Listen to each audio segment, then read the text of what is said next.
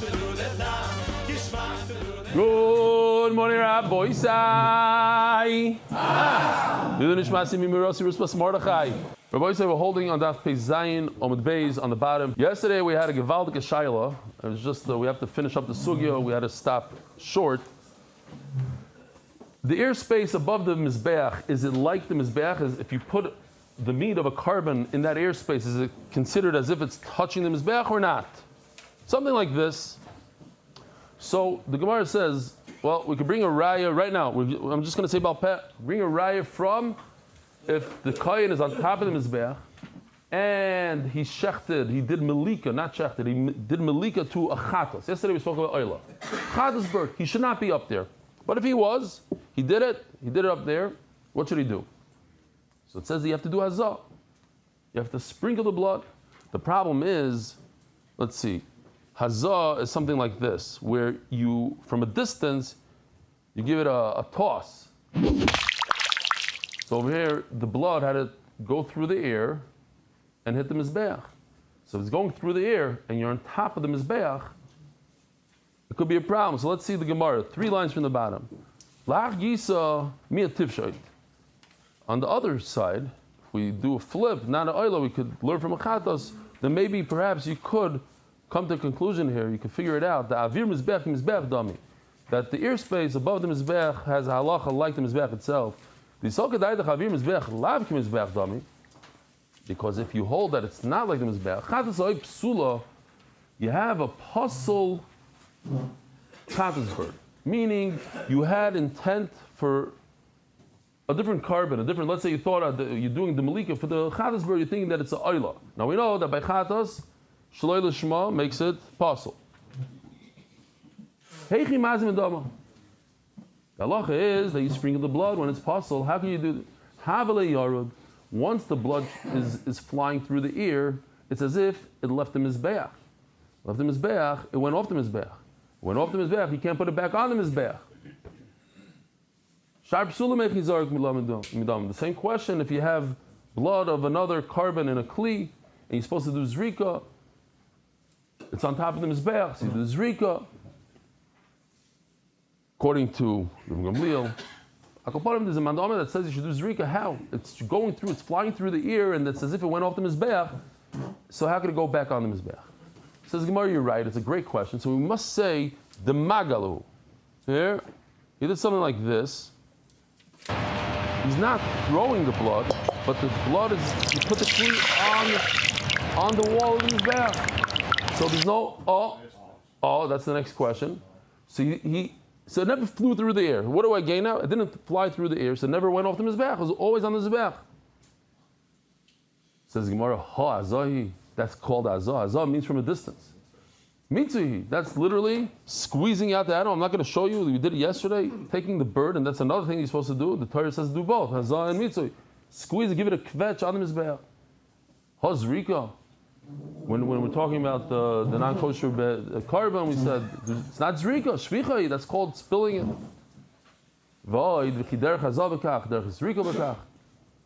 Let's say it is, but that's not the way people. That's not the way the kohen does it. You don't go up to the mizbeach. Omer Ravashi, he says that wasn't our question. Our question wasn't if the kohen himself is standing on the mizbeach doing zrika, doing hazah. Because if he's on the mizbeach, then he himself is touching the mizbeach. There's no question that's considered like the mizbeach. Kiko Omar, the whole question was the talino bekanyamai teiku. The whole question was he did something like this. It's on a stick, it's on a rock. He's not on the mizbeach. He himself is off the mizbeach. I just want to know, is the airspace of the mizbeach considered like the mizbeach or not? But if he's on, like you just said, this case that he's on the mizbeach, and how does he do azah? No, then everybody would agree that that avir is considered like the mizbeach. It says there like a Mishnah. Kli alach mikachim salach. In the Beis Hamikdash, we had different measuring cups. Check this out. They're all made out of gold, pure gold. Can you imagine? Pure gold. Rashi says that for the liquid, we had 7 different kalim. It wasn't like these measuring cups; they could do multiple things. Each kli did one thing. You wanted a quarter of a lug, you got to go all the way to the bottom. You wanted a hin, all the way to the left. want something in between? Each kli. Lug is 3 from the right. Typical lug. Now that was for liquids. That's for oil, for wine. What about if you want to measure flour? So for flour, which is a solid, you use something else. A chatzi yisar. The kli, this is a kli in the Beis Hamikdash. It's a kli shares. It has powers. Whatever you put into it becomes kaddish. You have a sack of flour in the Beis Hamikdash, not kaddish at all. What if I take that sack of flour from the Beis Hamikdash? I go to the store with it. I go into Yerushalayim. I go into Bnei Brak with a sack of flour, and then I come back into the Beis Hamikdash. Should I do anything wrong? No, nothing happened to the flour. Once I put it, it's chulin. Why not? Whatever it is. Once I put it into, it's not chulin. It's a bedek habayis. But once I put it into the kli, boom, it comes kaddish kedushas haguf. But if I take flour and instead of putting it into here, I put it into here, it doesn't become kaddish.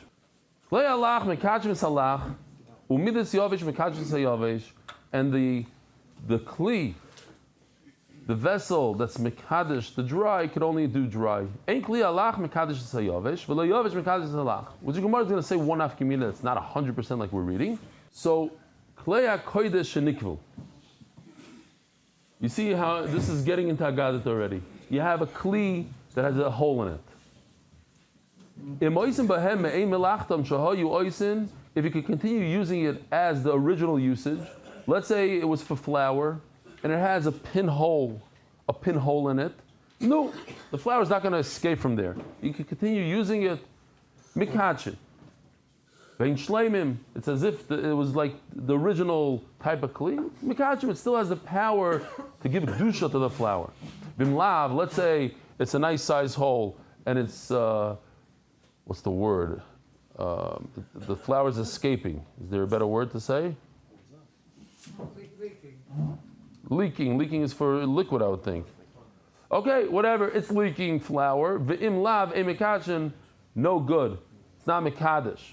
Ve'kula emekachim elo b'kodesh. If you take this same golden vessel and bring it to Bnei Brak and fill it up with flour, no kedusha whatsoever. It's because it's in the Beis Hamikdash, it gives it kedusha. Omer Shmuel, Leishanu Elamidois, Ava Mizrachis Mikachim. Check this out. He says it's super interesting. The only thing we discussed are these kalim. These are measuring cups. But what if you take a kli like this? I'm going to put them side by side. The measuring cup on the right, if you fill it up with flour, doesn't do anything. No kedusha. But if you take the kli, the mizrach, again, I'm not saying this is exactly what it looked like. This is based on, it had a point on the bottom, so it was very difficult, impossible to put it down. So the kind had to constantly hold it so the blood shouldn't congeal. But if I take flour and put it in the left one, the mizrach, it's not a measuring cup. It's a kli that holds liquid. You're right, it holds liquid. But if I put solid in it, it would also be mekadesh it. It's only when I put it into a measuring device of liquid that it's not mekadesh the solid. But if I put it into a regular kli that holds liquid, it is mekadesh the solid. That's what he says, and I'll bring you a right from a pasuk. Shneimar, shneim, mileim soilas. This is a pasuk that we say on Hanukkah. We're warming up the Hanukkah here. Pach. That what? That even though I put soilas, I put flour, I put solid into this kli that's designed for liquid, it becomes kaddish. What's the raya? Once you mix this mincha, you mix flour together with oil, so it becomes sort of like liquid. It's liquidy. It pours out. So that's why it became kaddish. Not because the kli has the power to be kaddish a solid. It's not solid. Very good. We didn't use one of those blenders. What do they call those? You know, today you take one of those. What is it called? A zhuzher? No way. That's what you guys call it? Hand blender. A hand blender. You take it, zhuzher, you zhuzher it in there, and there's not a single molecule that didn't mix in with this. They didn't have that. This is you're talking about in the Beis Hamikdash. They take a bunch of flour, take oil. I did it in shear once. Don't ask. It's chunky, gunky. You wish there was a zhuzher, but Hashem said no. Take the oil, go like this. So what do you have in there? I guarantee you there's some globs of, what's the word? Clumps. Clumps is a better word. Clumps in there that are just pure flour that are coated with oil. But if you go into it, you take one out, you pop it open, the flour is going to explode. How did that become Kaddish? Those are certainly solid. Inside this mixture, it's certainly solid. Elamai, the Kli is Mekadosh it. But it's a liquid Kli. You're right. Liquid Kli could be Mekadosh as solid. Only a liquid measuring cup cannot be Mekadosh as solid. No, you're right. It's not liquid. It's a solid. If you compare a mincha flour that's mixed with oil compared to a liquid like blood, that's a solid. The Gemara's Havamina was that it's a liquid. No, it's not a liquid. It's a solid. Compared to blood, it's a solid. And you see that it's Mekadosh, so a solid is Mekadosh in the Kli. Omer Shmuel. We have 4 types of issues with the Kli. Kli Shoris, Ein Mekachim El Shleimin. It doesn't have the power to be Mekadosh a Kli if it has a hole in it. Omer Shmuel, Kli Shoris, Ein Mekachim El Shleimin. Ein Mekachim El Meleim. So let me show you the little chart here. It goes top and bottom. Shleimin means hole. And not with a giant hole in it. Yeah? It can't have a hole like that. It's not Mekadosh. It literally won't be Mekadosh. Mileim means you have to put the full shear in there. Mileim. So if it holds an Isarin, you have to put Isarin. Let's say you put a half a Isarin like the one on the bottom. It's a Chisarin in the shear. It's a Chisarin, it's like a psul. You put the wrong amount, no good. It's not Mekadosh, a half a shear. And then we're going to see Metoichan. Metoichan means that it could only be Mekadosh up to the edge, to the rim, but not above. Like if you do too much, you pile it on, it's not going to be Mekadosh that part. And Befnim just means inside the Beis HaMikdash and not outside of the Beis HaMikdash. Says the Gemara, Ein Mekachim Ela Meleim, Ein Mekachim Ela Metoichan, and only what's inside up to the rim. V'amri la, Ein Mekachim Ela Shleimim, Umeleim, Ubefnim. And there's a shita over here that only says 3 out of the 4. What's missing? Ein Mekachim Ela Shleimim, Meleim, Ubefnim means in the Beis HaMikdash. What's missing? Metoichan. What would that mean to me? What would that mean? That even if you go above the rim would be okay. It is Mekadosh. My benayu. So what's the difference between these two lashonos? Benayu beirutze midos.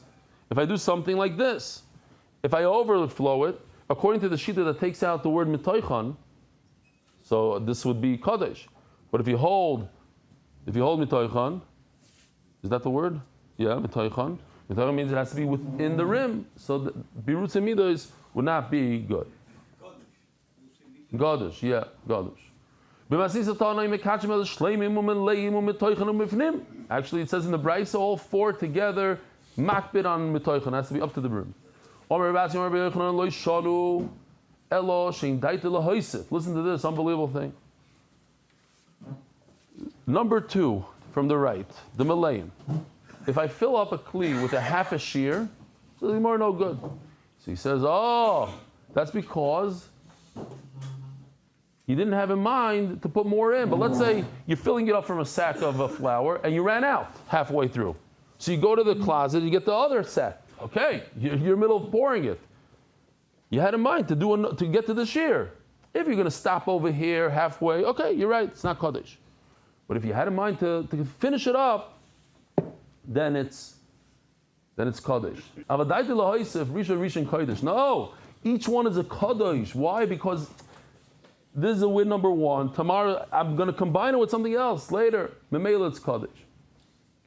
Tanyana mehachi. Meleim el shleimim. So by the way, this is tricky. Mam is tricky because if you look at this chart over here, what does shleimim mean in our chart? Shleimim in our chart means a whole. And now we're doing a complete. We're going to another. We're using the word shleimim, and what we mean is meleim. Yeah, and they're right next to each other, 2 words. It's confusing. But so put it in your, take your pencil out and write. Ein meleim el shleimim does not mean shalom without a hole. Meleim means a full shear. We're just chazari now.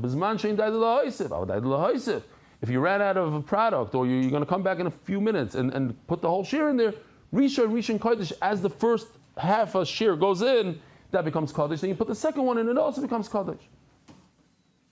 It's like a riddle. How's it possible that you put a half a shear in it becomes Kaddish. Or if you put a half a shear in, it's not Kaddish. It's the same amount. You put a half of the shear you're supposed to, half of a quarter of an Isarin into the Kli, zero happened, and you put a quarter of Isarin, it's Mamish Kaddish, because it's all in the head, Yiddishkeit is in the head. If I think to myself, I'm just starting, I'm going to come back later and put the other half, boom, it's Kaddish. If you don't think that, not Kaddish. Ein Kli alach mikaddish. Omer Ravi Temer Ravasi Emi Kachim Li Karev Av Kachim Li Pasel. Simple. A Kli. Let's say you have a measuring cup for liquid, and you pour flour into it. We said it's not Kaddish. It's not Kaddish. He says, oh, it's not Kaddish. What do I mean it's not Kaddish? It's not Kaddish, don't put it on the Mizbeach.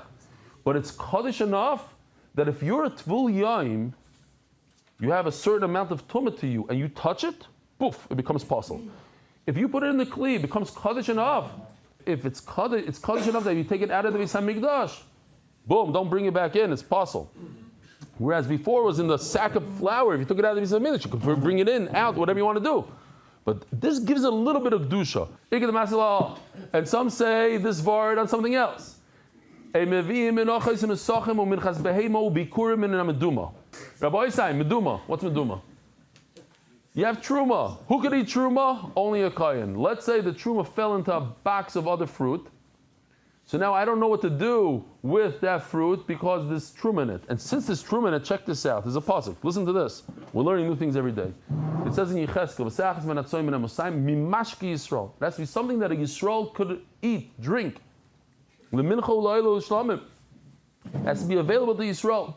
When you have a box of fruit and half of it is truma, could Yisrael eat from it? No. Only a kohen could eat from it. From that, you cannot bring a mincha. You can't bring menachas. You can't take the flour and grind it down for a mincha. Unesachim, you can't make wine from it and pour it on the mizbeach like this.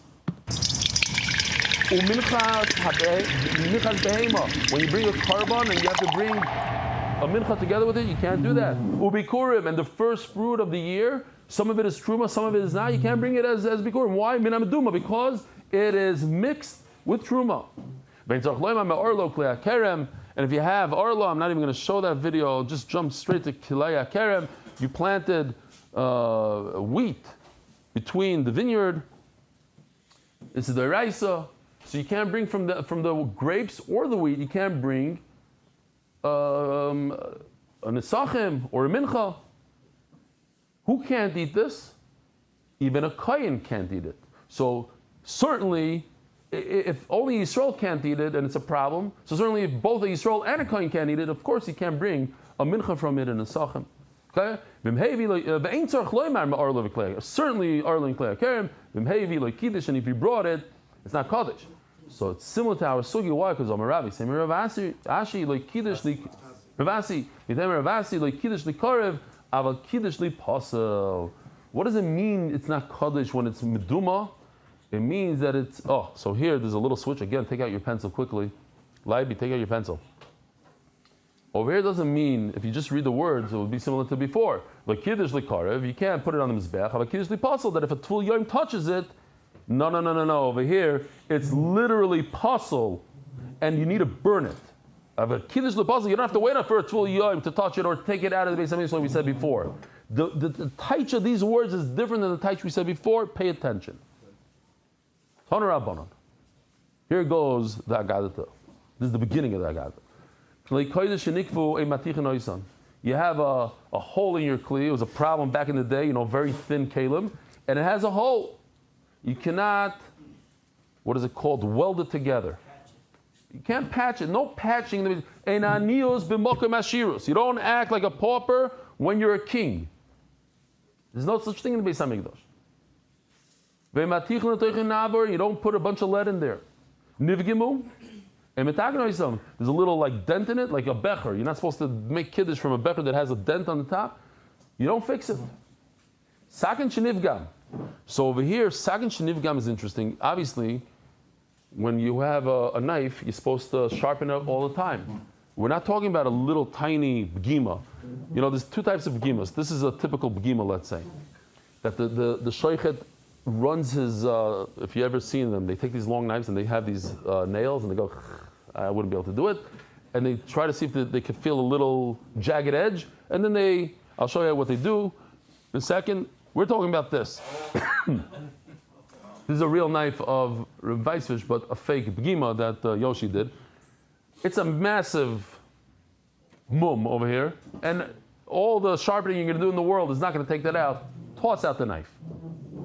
So we're talking about a large begima. Sakin shenivgam, a mashchizin as begimasa. Here, so we have Weissfish's a mashchizin as begimasa. A large one. Nishmita, let's say the handle fell off, a marzino, so you don't put it back. There was a knife in the basement that had small begimas, Rabbi, so we're not talking about the large one, like this. Every 2 days, another one. They would fix it, then it would come back. So they did a little pole. The Kohanim did a pole. They said, no, it's not worth fixing this all. Let's get rid of it. It's making too many treifas. You don't use a needle and make clothing. So it's very interesting. They would fashion the clothing. Here we have an oirig machine right over there from Peretz Chaim Levin. They would make almost like a undershirt in one shot, in one piece. That's how they would weave it into one, and then they would add the sleeves later. Shenemar Maisa oirig. It should be special oirig. Nizgalu, unbelievable. What happens if the clothing got dirty? Now you can imagine in the Beis Hamikdash with all the blood, it's going to get dirty. Ein mechapsim lo beneser v'lo ba'al. You can't use detergents and different chemicals to wash out the clothing. So what are you saying? Habemayim mechapsim? What? You're allowed to wash it with water? What about the fact? Ein anis b'makim hashiros. What about the fact that blood? You have a blood stain. How are you going to get it out with water? It doesn't even work. You should use all in Eser. Omar Abaya, Hochi Goma. It says Abaya.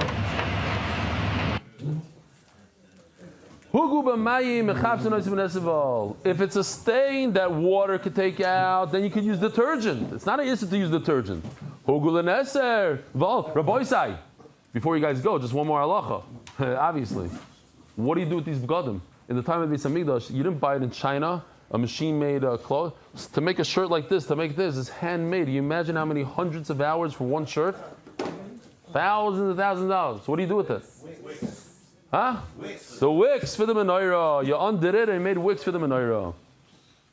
And we're going to see the begadim had powers. They actually helped kapara. So you take that power, you take that kedusha, you make a wick out of it. It makes a lot of sense. But if you have to come onto chemicals to take out the stain, you have to send it to the dry cleaner. You can't even use water. You never wash people had questions like, what? You're in the Beis Hamikdash, so every time a drop of blood gets on a beged, poop, throw it out. I guess. I don't know. Maybe they were careful. The bottom line is, Shenanios b'makim hashirus. Toner Rabbanan. Mi'il kulei shel tcheles hoya. Rabbi Sai, here are the clothing of the kohen. Here, this is what a kohen gadol looks all dressed up. But what is it based? What are the basic begadim? So there's 4 on the right that every kohen wears. The kohen and the kohen gadol wears the 4. In addition, he wears the 4 on the left. A total of shmoina begadim. So we're going to go through all the begadim here. Me'il, the one on the left, is all blue. What did it have on the bottom, Rabbi Isai? Had the bells and the pomegranates. Shenemar vayas esmilo efet klil tcheles. The whole thing was blue. Tcheles. Shulav ketzad. What about the hem? Maybe tcheles vargomon v'tilas shani shizurim. Beautiful what he did here. You take like the purple and blue and here, mamish like this. There's a close up of what it might have looked like. But just the sabir so the naim. I'm not saying exactly like that. And what would he do? You have pomegranates on the left that they blossom, they open, and the ones on the right are closed. They didn't open their mouth. Says Rashi, when children fight, they wear helmets. And if you look close, I just noticed this now. Yesterday. Koinois means a cone. And if you look at the word, it actually says cone in this word. Coins. Kuf, vav, nun, sof. Cones. And in Hebrew also, that's how they say it today. I forgot exactly how they call it cone in Hebrew, but something like that. Konsot, something like that. So when children fight, they wear helmets here. It's supposed to look something like this. We're learning a lot of stuff today, Reb Nachman. Knives, cigarettes, fights. That's what he says. They fight each other with sticks or whatever. Jewish children or Goyim? No, Rashi says tinoikos. It seems like the Jewish.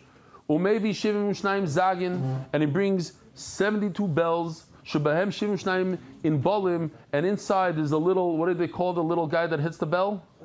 The clapper. The closed rimoin made out of those 3 threads and interwoven threads, and so it looks something like this. Hamim rimoin. Again, we don't know, but whatever. Take a wild guess. If you take 72 total, so 36 on each side. Rabbi Doisa. Yeah, or maybe Shimshnaim. I said this. Rabbi Doisa. Now remember the name Rabbi Doisa because he's going to come up soon, and it's something different. Rabbi Doisa Rabbi Yehuda Shloshim Shisha. He was 36. 18 and 18 on each side. Omar Rabbi Anani Bar Sasan. Remember this name. Bar Sasan says, the son of Rabbi Sasan, Rabbi Anani. Kimachlek is the only time in Shas. Kimachlek is kan. Kimachlek is b'maris negoim. How many negoim, different shades of tzaras are there? 36. Sorry. Bisnan, maris negoim. How many shades of tzaras in the house, on the beged, on a person? Rabbi Doisa. It's the same Rabbi Doisa. It's the same number he said before. And as the Gemara is going to say, this same me'il that has these 36 bells, according to Rabbi Doisa, is what gives a kapara to Lashon Hara, which the Einish of Lashon Hara is tzaras. It's instead of the tzaras. It's 36 in tzaras, 36 bells. It's not 36, it's 72. And he says, here comes that guy for real. Why is the karbanis next to the coins of God? The carbon comes to give a kapara of bigdei kuhuna mechaprim. The kohen wearing his beged is mechaper. Where do we see kapara? We learned throughout the whole Masechta is kapara. Where? By the tzitz. The tzitz is mechaper for tumas migdash v'kadosh. You see that the kutaynis mechaper is al shvichus dam. The kutaynis. Let's go to the kutaynis here. Kutaynis is all the way on the right. That's for itzicha. I had a question here. Maybe you'll ask the question. And I had you seen Taisus an answer, very nice answer. This week's Parsha Rabbi Kiss from Hashem. For Ritzicha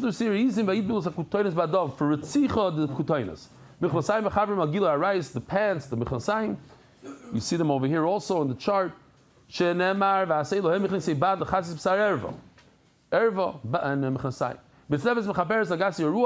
The belt.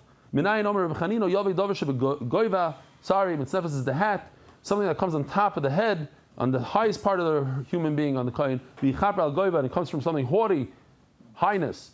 Avnei mechaper al hir al leiv. The avnei, that's the belt, comes from mechaper on thoughts that you have, bad thoughts. Where do you put the belt? We learned it in Zevachim even, I think.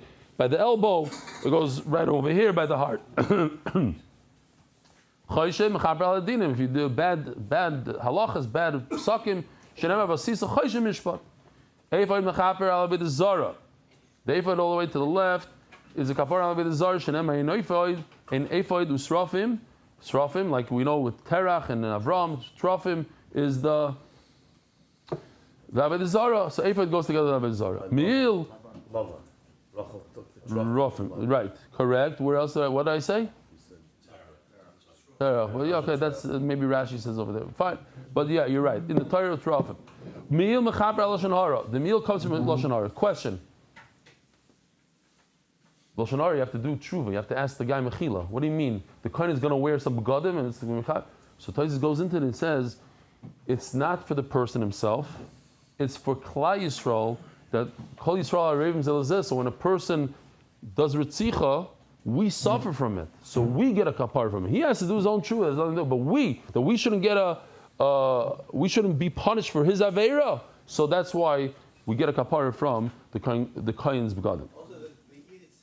We got. I'm sorry, I have to go weiter. Minayin, me'il mechaper al shenhar. Minayin omer v'chanino yovi dovish b'kol v'yichaper al kol ara. The noise of the bells will be mechaper on the lashon hara. The tzitz mechaper al azis ponim. And the tzitz mechaper on chutzpah. The tzitz ksiv hayal mitzacharon ubaz ponim ksiv umetzach isha zoyna hayalach same lashon. Eini ask the Gemara. V'omer Rabbi Yeshua ben Levi shnei dvarim lemitinu lem kapar bekarbanos. There are two things that there's no kapara when it comes to a karban.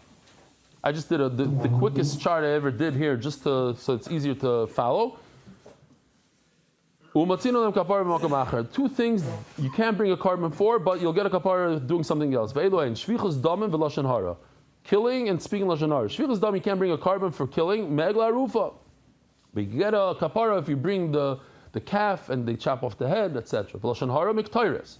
The Tanya of Chananya, Menai Lektoirishim Chaperes, Ktoiris brings a kapara for Avodah Zarah, for lashon hara. Shenemar Vayidin Zaktoiris V'Chaper Laham, that the Megefa stopped when he brought Ktoiris. The Tanya is very small. Amal Ktoiris Mechaperes, the lashon hara. Why? Yavadov Shebechashai. Something that you did. The Ktoiris you do in private. Nobody can watch the client bringing Ktoiris. Has to be in the Heichal. Nobody can be there. You typically whisper to your friend lashon hara about your friend. The problem is kashi lashon hara, lashon hara. So if you look at the chart, lashon hara we said is what's mechaper Ktoiris, and now we're saying it's the meal. Which one is it? And by comes ritzich we said egla arufa is mechaper. Is it the Ktoiris or egla arufa? Which one is it? Says the Gemara, kashi shvichas dama, shvichas dama. Shvichas dama, shvichas dama loy kashi. It's not a kasha. Hadi idea man katle. The Ktoiris helps when we know who the killer is. Hadi loy idea man katle. You don't know who it is, so then you go to the egla arufa. That's the Gemara. The idea man katle. If you know who the killer is, baktolu, you got to kill him. No, you can't kill him because there's no edim that gave him. They didn't warn him. You can't ask a stira that's Ktoiris in the meal. Habetzina, Ktoiris works for somebody that spoke Lashon Hara in private. The meal gives a kapara when you do it in public. Have a wonderful day. Merit the schus of spreading Torah throughout the world. Sponsor a shir today. MDYsponsor.com or sponsor at MDYDaf.com.